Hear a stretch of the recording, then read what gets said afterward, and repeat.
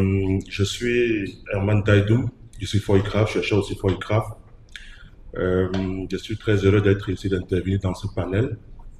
Euh, je voudrais utiliser le temps de parole qui m'est donné pour vous présenter un programme phare du CIFOICRAF et qui représente un peu ce que nous voyons, notre perception de la collaboration, de la synergie en termes de recherche dans la sous-région, RESAC, le programme RESAC. RESAC, c'est R-E-2-S-A-C.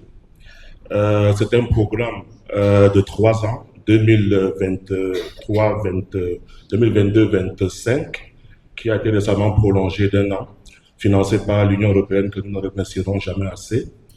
Le programme de SAC, c'est recherche appliquée en écologie et en sciences sociales, en appui à la recherche, à la gestion durable des écosystèmes forestiers en Afrique centrale.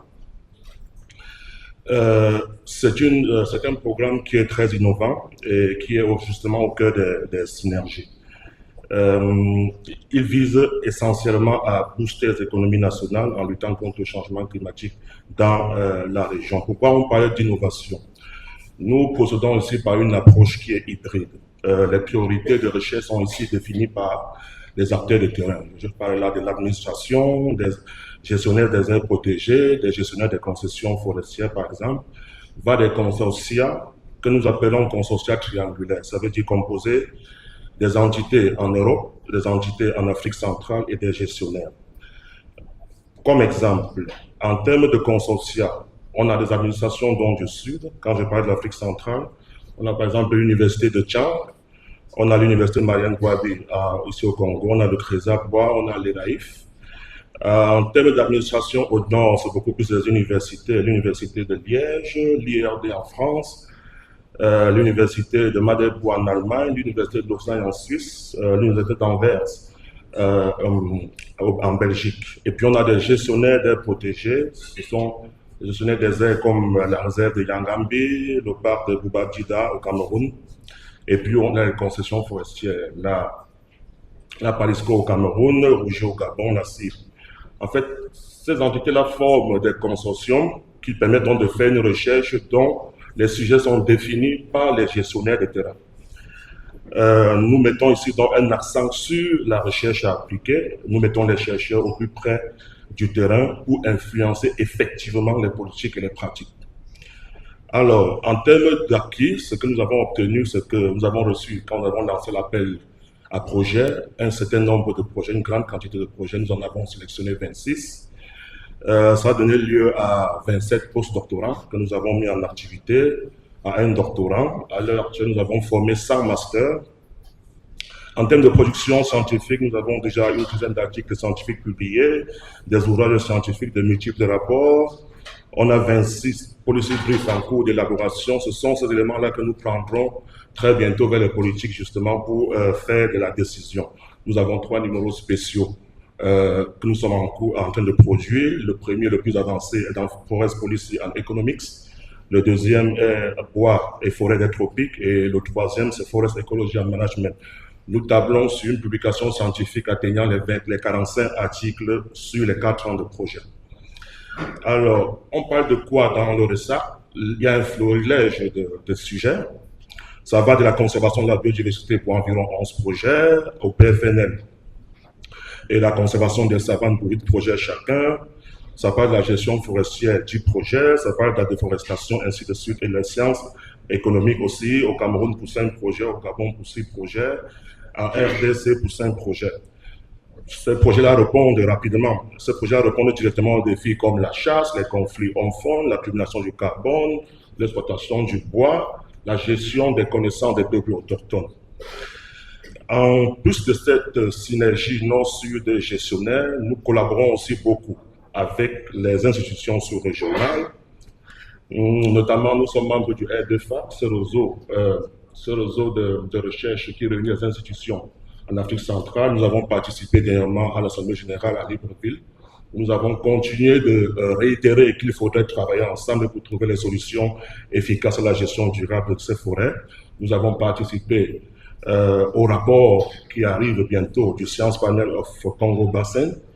Nous avons aussi, au niveau du CIFOICRAF, un état des forêts thématique qui est en train d'être d'être publié. C'est pour très bientôt, 2 semaines, je pense, où nous avons travaillé sur. Nous nous sommes posé la question de savoir, depuis les années 90, les pays de la sous-région ont ratifié beaucoup de conventions. Nous voulions savoir ce qui est devenu la mise en œuvre de ces conventions-là. Nous participons, la raison pour laquelle nous sommes ici, nous voulons collaborer, apprendre de cette initiative géniale qu'est le CBSI, aussi peut-être partager notre expérience et pourquoi pas faire des choses ensemble. En termes de visibilité, nous avons participé à plusieurs conférences internationales, une bonne vingtaine, l'UFRO, Astrocom, le PFBC, le CDA, ECOFOR, et ainsi de suite, la COP16. Nous faisons beaucoup de renforcement de capacités aussi. Nous faisons des sessions de formation dans les différents pays. Notamment, nous mettons le doigt sur quelque chose qui a beaucoup été évoqué ici, à savoir que les institutions de la sous-région ont du mal à capter les financements. C'est parfois un problème d'écriture, donc nous faisons beaucoup de formations dans ce sens-là. Nous avons formé aussi des journalistes environnementaux à mieux communiquer sur les choses de la forêt. Ça, c'est quelques-uns parmi le nombre impressionnant de formations que nous avons eu à faire dans la sous-région. Ce sont des formations qui se font à Brazzaville, à Kinshasa, à Libreville, à Douala, mais avec des participants qui viennent généralement des 11 pays de la Comifa. Ça ne va pas toujours comme un fleuve tranquille, il y a des défis, notamment sur la mobilité des chercheurs. Je vous ai parlé de la collaboration nord-sud. Il y a des problèmes de visa, il y a des problèmes de contrat. On a aussi des difficultés avec les capacités institutionnelles au niveau de l'Afrique, au niveau du Sud. Je parle là du due diligence, je parle de l'unicité des caisses. On a un problème aussi avec le statut même des postdoctorats dans les universités d'Afrique centrale, un statut qui n'est pas connu, qui n'est pas reconnu. Quand je parle d'unicité des caisses, je prends un exemple rapide. Vous avez un laboratoire à Marien-Gouabi qui a une thématique de recherche intéressante, vous voulez financer, sauf que le laboratoire n'a pas un compte propre. Il faut que l'argent arrive directement sur le compte de l'université. Ça crée des lenteurs après pour décaisser et c'est un gros problème. Nous avons d'ailleurs, en fin novembre, organisé à Libreville un colloque scientifique très ressemblant à celui-ci, qui a été suivi d'un débat de haut niveau pour un peu parler de cela avec les recteurs de la sous-région, les vice-recteurs et les doyens des facultés. Donc, le CBSA était convié d'ailleurs, mais je crois qu'en raison de certaines indisponibilités, il n'avait pas finalement participé. Donc, malgré tout cela, malgré cette difficulté-là, ça avance quand même. Je vais terminer en disant que la pire manière de voir la recherche dans le bassin du Congo, c'est de voir ce vaste territoire comme un terrain de compétition, plutôt comme un terrain où on peut s'entendre pour travailler et trouver des solutions.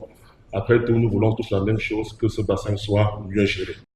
Cette initiative du CBSI est vraiment louable, c'est-à-dire venir faire de la recherche dans le bassin du Congo avec les éléments du bassin du Congo, c'est-à-dire les étudiants, master, doctorat, post-doc du bassin du Congo, est une initiative louable.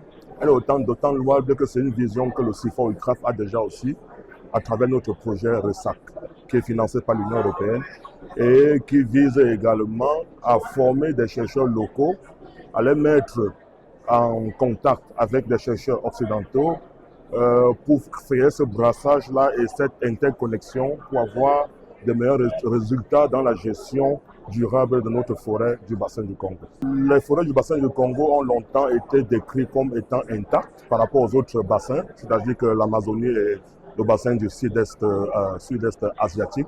Mais on se rend compte que à la vitesse où on va, la situation est vraiment alarmante, notamment pour le Congo démocratique et pour le Cameroun.